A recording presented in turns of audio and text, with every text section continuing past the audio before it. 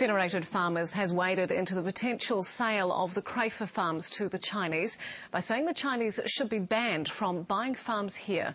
Federated Farmers President Nicolson told TV3's The Nation that Kiwis can only lease land in China, and for that reason we should stop the Chinese bid for the 16 Crayford farms.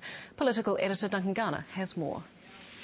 The decision whether to sell the 16 Crayford farms to a massive Chinese dairy firm won't be made for 2 months. But the head of Federated Farmers told TV3's The Nation if Kiwi farmers can't buy Chinese farms, the Chinese should be banned from buying ours. So does Federated Farmers support the Chinese potential buyout of Crayford farms or not? Bottom line, OIO's got to do its job, and if we haven't got reciprocity with the Chinese people in their own country, if we can't go there and have freehold title, and we know we can't, then obviously we've got a problem there. Fed Farmers is reviewing its policy around foreign investment. Normally farmers have welcomed foreigners paying high prices for farms, but Don Nicolson appeared to shut the door on the Chinese. I just want to get this clear, is that without some kind of reciprocal arrangement where New Zealand farmers can buy land, you are saying, as a group, Federated Farmers, no thanks, stay out. Absolutely, the way I read it, that is not Federated Farmers policy as of today, because, as I said, we're reviewing that right now, but that is how I would read it. Without reciprocity, we've got a serious problem. The Prime Minister says Nicholson's position won't work. Well, I think it's a ridiculous notion that we would set our policies here in New Zealand because of what happens in another country. Yeah, it would seem quite a dangerous precedent, wouldn't it? Look, that's not a road the government's going to go down. The Overseas Investment Office will decide if the Chinese bid meets the tests, but one of the options could see the Crayford farms split and sold separately to Kiwis.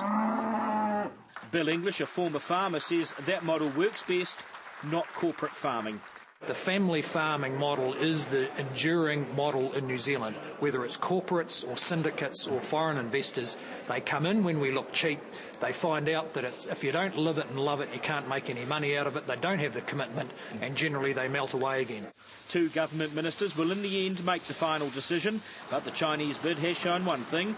The government wants foreign investment, but it's uneasy about this bid, and it's slightly exposed. And you can catch Duncan Garner's full interviews with Bill English and Don Nicolson when the Nation's repeated at 8 a.m. tomorrow. And Duncan joins us now from the National Party conference. And Duncan, the big question today was whether Peter Goodfellow would survive as the party president. What's happened there? Well, he has been returned to the board. I mean, this has been the most controversial part of this conference, really. There were 4 men going for 3 positions on the board, and Goodfellow overwhelmingly got back on the board. He was ranked first. Doesn't necessarily mean he'll be the president, though. That will happen overnight. What the board now does is vote for the president, but I think pretty much it's a fait accompli. Peter Goodfellow will be announced in the morning as the president because overwhelmingly today they voted him back onto the board. And apparently John Key's been giving some strong hints about when the next election will be held. He certainly has. Yesterday he said it would be 12 months away, which would indicate a July, mid-July type election. But today, when he got up and spoke here at the conference, he said it'll be 16 months away. So if you go 16 months from now, that's a November election after the Rugby World Cup. My bet is probably November the 26th, Saturday, November the 26th. Put a ring around that one. OK, and Duncan, they talked about the drinking age today. What's happening there?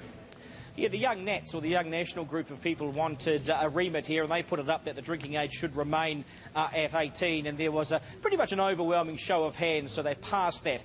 So National members on the floor are saying, look, keep the drinking age at 18, and of course that reflects the Prime Minister John Key's position. He wants the drinking age at 18 as well. But you can't take it for, as counted or for granted. I mean, it is Parliament that decides what the drinking age will be, and that will come in a vote probably next year.